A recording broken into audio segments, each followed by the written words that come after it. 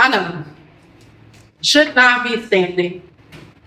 The moment I chose to sit down, some part of the room stood up with expectation. What should a speaker do? What should I be doing right now? But according to who? In some ways, you're right. Most speakers are standing. But today, I want to do something different. I want to challenge your perception. I want to break down what we think the truth should look like. Sometimes it sits quietly, waiting to be seen differently. I'm sitting here today because I believe in meeting you at eye level. I want us to engage with the idea that reality isn't always as we see it to be. It's not always clear cut, black or white, right or wrong. And my hope is that by the end of this talk, you'll walk away willing to engage with the messy, uncomfortable, and sometimes contradictory gray areas that are often brushed aside in favor of our own perception. Now I want to show you something.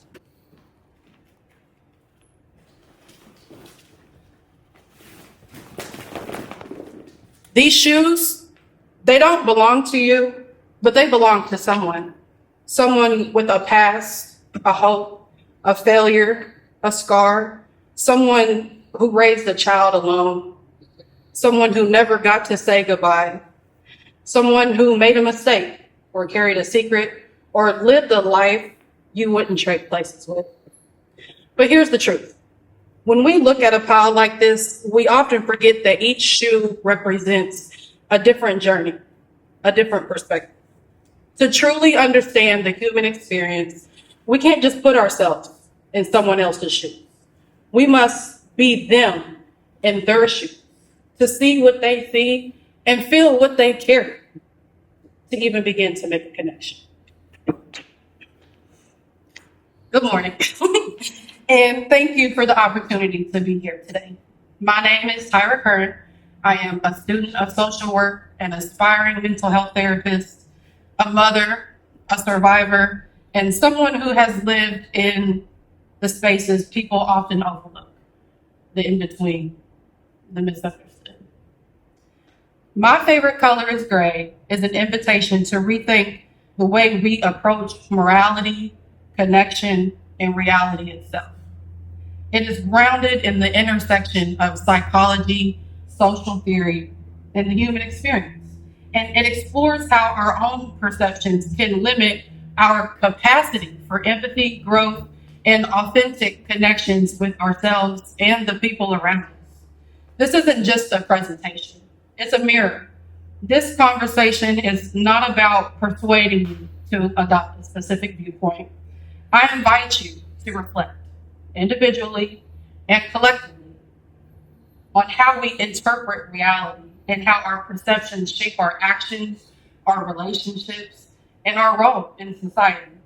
I invite you to sit with discomfort, sit with contradiction, to sit with the pieces of ourselves in our world that don't fit into black or white. Everyone and every story exists somewhere in that pile. And sometimes when we sit, we see more. I am honored to explore these ideas with you today, and I hope to spark meaningful dialogue beyond this room. We see that perspective, our most trusted tool, can actually distort reality. So let's begin there. We all carry with us a unique perspective, a lens through which we see the world. This lens is shaped by everything we've been through, everything we've experienced, and everything we've been taught. It's deeply personal, but it's not always an accurate reflection of reality. Our experiences, our traumas, our joys, our fears, they all shape our perspective. And sometimes we assume that what we see is what's real for everyone. We all experience something called cognitive bias, which is the tendency to interpret the world in a way that only confirms our existing beliefs. Relying solely on your own perspective doesn't allow us to see the full picture. Your perspective isn't clarity, it isn't certainty, it's familiar. We have learned throughout what we have learned throughout our entire lives is what's familiar to us. Which brings me to a key point. Dichotomous thinking. This is the tendency to see things in black and white terms with no middle ground. It's the right or wrong, good or bad, us or them mentality that's so ingrained in our society. Restricting our minds to this method of understanding means operating in absolutes. It's the difference between I made a mistake because I'm human versus I made a mistake because I'm stupid. Seeing everything in black and white, this or that, disables your ability to see everything in its totality. It robs you of understanding nuance, complexity, and humanity. When we resist black and white thinking, we make space for something powerful, cognitive empathy. This is the ability to shift our perspective. It's the ability to understand and consider someone else's perspective to be true for them without judgment.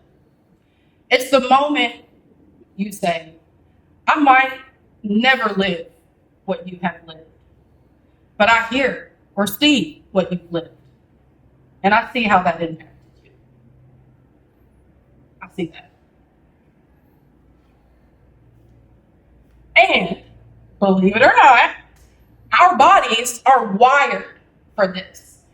Our bodies actually respond to other people's pain. Neurobiologically, we mirror each other's emotions when we're attuned. We have mirroring neurons. Science. We are meant to be connected to each other. But when we live in a world that prioritizes right versus wrong over real versus real, we miss the opportunity to connect with ourselves and the people around us. So I want to ask you, when was the last time you truly gave someone space to be fully them without fixing them, without labeling them, and without trying to figure them out? And when was the last time you gave that space to yourself? I've spent many years in the in-between space, and it's in that space I've learned the most about myself and about what it means to truly see, to understand, to connect. As we've discussed today, our perceptions shape how we see the world and how we engage with others. We've learned that stepping outside of ourselves, understanding other people's experiences, and embracing complexity is key to building stronger connections. But it's not enough just to talk about it. We must actively practice it. Every day, in every interaction, we have the opportunity to challenge the limits of our own perspective. We have the opportunity to step into someone else's shoes, and yes, even step out of our own. I sit here not as someone who has all the answers, but as someone who has had to learn over and over again that life will never fit neatly into the categories that we crave. So I challenge you. Let go of the need to always be right. Let go of the need to always have the final word. Instead, make space for what's uncertain, for what's unknown. Embrace the gray. Embrace the spaces between what you know and what you don't know. Let go of the binary, the black and white thinking, and let your mind and heart be open to possibility. Because when you do, you'll cultivate a deeper connection with those around you and with the truest parts of yourself. Maybe I sat at the beginning of this so we could all rise by the end with more grace, more empathy, more gray. By adding my shoes to this pile, I'm committing to walk with you all and understand, whether in your shoes or mine. Thank you.